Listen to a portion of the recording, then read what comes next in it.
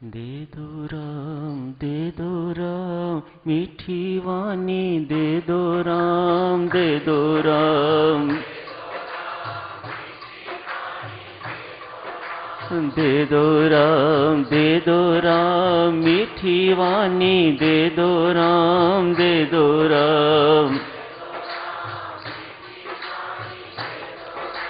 दे दो राम, दे दो राम मीठी वाणी दे दो राम, दे दो राम,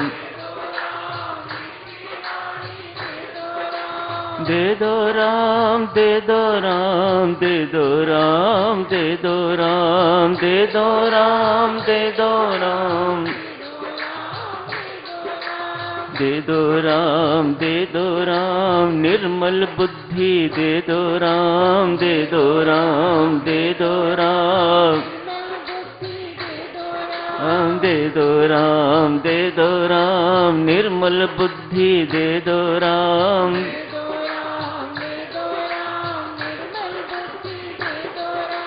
दे दो राम, दे दो राम, दे दो राम, दे दो राम, दे दो राम, दे दो राम, दे दो राम, दे दो राम मीठी वाणी दे दो राम, दे दो राम, दे दो राम मीठी वाणी, दे दो राम, दे दो राम मीठी वाणी दे दो राम, दे दो राम, दे दो राम, दे दो राम निर्मल बुद्धि दे दो राम, दे दो राम, दे दो राम, दे दो राम, दे दो राम निर्मल बुद्धि दे दो राम, दे दो राम, दे दो राम निर्मल बुद्धि दे दो राम, दे दो राम, दे दो राम निर्मल बुद्धि दे दो राम, दे दो राम, दे दो राम मीठी वाणी दे दो राम, दे दो राम, दे दो राम निर्मल बुद्धि दे दो राम। बहुत बहुत धन्यवाद देवियों। पूज्यपाद स्वामी जी महाराज ने आज नाना उक्तियों का प्रसंग लिया है। मिसलेनियस स्टेटमेंट्स, नाना उक्तियां, मिसलेनियस बोध सूत्र, हर स्टेटमेंट जो स्वामी जी महाराज ने लिखे हैं, दिए हैं, मननीय एवं आचरणीय। कहां से शुरू करें समझ नहीं आती।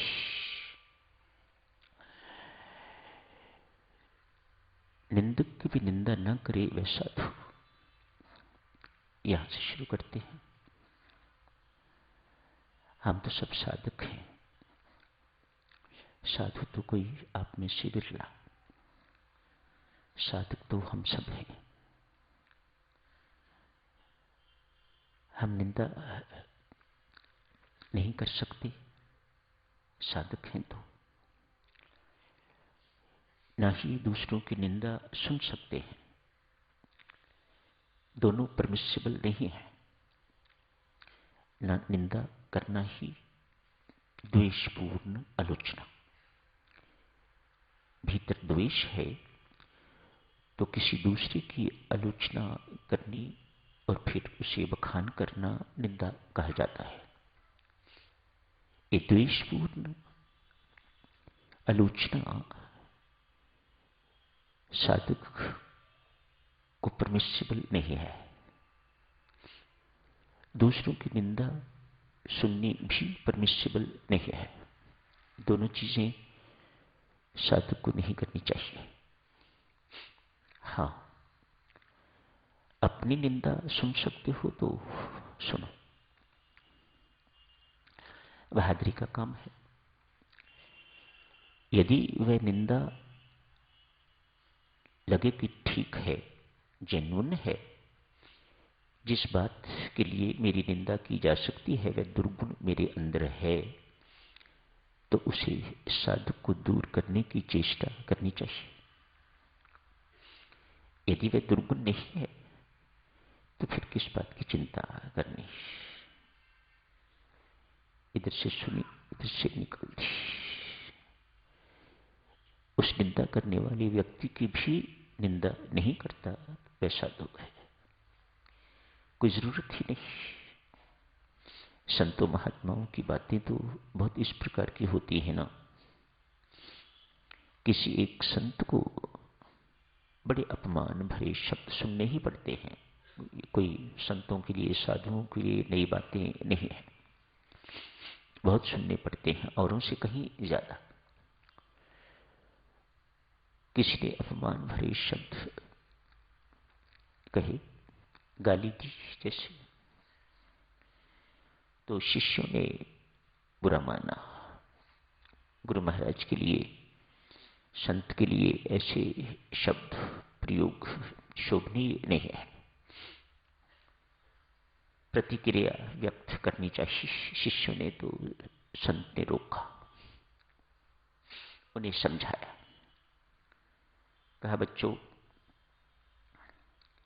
इस व्यक्ति ने यदि मेरी देह की निंदा की है तो देह सबकी निंदनीय ही है, कोई नई बात नहीं की। हम स्वयं को भी देह की निंदा करनी चाहिए। क्यों? ये कुकर्म सारे इसी के माध्यम से होते हैं। देह भाव बड़ा खराब भाव है, अविद्या कहा जाता है इसे। तो बच्चों, देह तो निंदनीय है, और अगर इस व्यक्ति ने मेरी आत्मा की निंदा की है तो इसकी आत्मा में और मेरी आत्मा में कोई अंतर नहीं है, वह एक ही है, तो बुरा क्यों मान रहे हो? संत ने समझाया। महर्षि वशिष्ठ को साक्षियों, उनके शिष्यों ने आज कहा, तब से महाराज इतनी सिद्धियों के मालिक हो, इतनी शक्तियों के मालिक हो, तब से क्या प्राप्त नहीं है आपको? आप अपने आलोचकों को शाप क्यों नहीं दे देते? इतने निंदा भरे शब्द, अपमान जनक शब्द आपके लिए प्रयोग करते हैं, उन्हें शाप दे दें। आप में समर्थ है कि शाप देते ही उनका सत्यानाश हो जाएगा, सर्वनाश हो जाएगा उनका। महर्षि वशिष्ठ समझाते हैं, नहीं बंधुओं, तप त्याग एवं भक्ति इसलिए नहीं की जाती कि शत्रुओं का